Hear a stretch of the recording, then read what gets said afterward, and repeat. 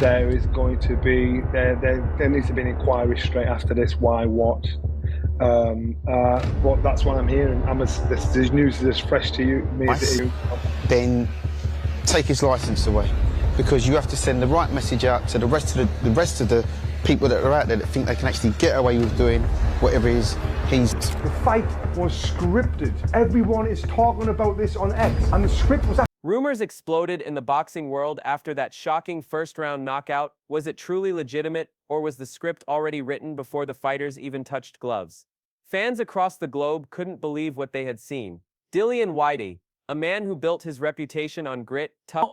It's not boxing. What it is, it's an event. It's like a misfit type of event. That's what it is, and toughness and a refusal to fold under fire collapsed so quickly that suspicion instantly filled the air. Almost immediately, whispers spread around ringside. Was this really a heavyweight clash or a staged spectacle under the bright lights? Former champion Duke McKenzie didn't hold back. He blasted the bout, declaring that if any fighter had been part of a sham like this, they should never be allowed in the ring again. Then, if it was me, take his licence away. You know, because you cannot cheat in the sport of boxing. Not if you're going to put on a... Came the bombshell that turned suspicion into outrage. A so-called fight script leaked on Twitter just moments after the bout ended. The document detailed a first-round knockout, exactly what had unfolded in the ring. To many fans, this wasn't coincidence. It was a fix. Outrage poured across social media, with boxing followers calling it an absolute disgrace and one of the ugliest moments in recent heavyweight history. The controversy only... And I trust the boxing board when it comes to that kind of thing, because remember, if anything bad happened, they would be liable as well for letting this go ahead. So all these things have got to be taken into account. Intensified when Johnny Nelson reacted with fury. The former world champion was both shocked and disgusted. To him, the Itauma, Whitey clash wasn't just a disappointing fight, it was an insult. With the script leak surfacing so soon afterward, Nelson argued that fans had been treated like fools, sold a storyline instead of a real fight. Has requested it, so everybody gets alerted at the same time. The story this morning broke, obviously, after people were aware of that situation. Supporters had tuned in expecting a war, a young prospect against an aging but proud veteran. What they got instead, Nelson said, looked like a dirty fix designed to deceive an audience that deserved authenticity. Promoter Eddie Hearn tried to play it cool, but his comments only stoked the fire. His attempt to downplay the scandal backfired when he admitted that lawyers and the boxing board were now involved. That revelation told fans everything they needed to... Right now, obviously, the legal teams are speaking with the board. They have to be comfortable as well to obviously sanction the fight. And No, this wasn't just a baseless rumor. The fact that legal teams were circling only deepened suspicions that something rotten had happened. A leaked fight script, surfacing immediately after a first-round knockout, for many it was too much. Supporters felt mugged off, swindled, and betrayed. What should have been a genuine test between Moses Itauma and Dillian Whyte instead resembled scripted drama, staged beneath the lights. And when Hearn doubled down, insisting boxing was clean and that suspicions were nonsense, outrage reached boiling point. Fans weren't buying it. Respected trainer Buddy McGirt summed up the mood with brutal clarity. To him, this wasn't just about scandal. It was about the integrity and safety of the sport. He called it... Take stuff like that. I think is, I just think it's really messed up that, and I think that if someone will encourage a fighter to do that, I think they should be banned as well as the fighter.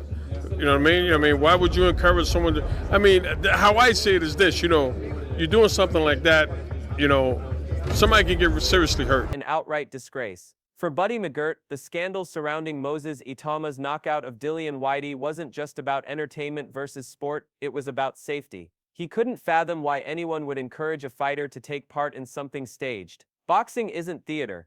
It's real combat, with men risking their lives inside the ropes. His warning was blunt. Staged fights don't just fool audiences, they endanger fighters. And if even a fraction of the leaked script was true, then this wasn't only a controversy. It was a stain on the sport itself. Promoter Frank Warren, however, tried to downplay the outrage. He dismissed the leaked fight script as absolute lies, calling it nothing more than social media manipulation designed to stir chaos. In his view, because they're conning the public, they're making something, making up something. So then we put the fight out. Fans were being conned into believing something that wasn't real. But Warren couldn't erase the coincidence that gnawed at everyone. The script appeared on Twitter moments after Whitey was stopped in the first round, exactly as the document predicted. That timing was too perfect, and while some fans wanted to trust Warren, many more felt betrayed. To them, boxing had been mocked in front of the world. A clash that should have been about pride, legacy, and skill instead looked like a stage play. Warren's defense of the sport's honor fell flat. Once doubt creeps into boxing's authenticity, rebuilding trust is nearly impossible. Former Olympic medalist Tony Jeffries only fueled the fire. He admitted the result didn't surprise him one bit. In fact, he argued that the fight felt predictable even before the script leak. Everyone could see Whitey folding in the first round. It was inevitable. That's what made the leak. Right there, even before I seen this script, that's exactly what was going to happen. Like, what else? Script hit so hard. It didn't shock fans, it confirmed their suspicions. Jeffries cut to the heart of the anger.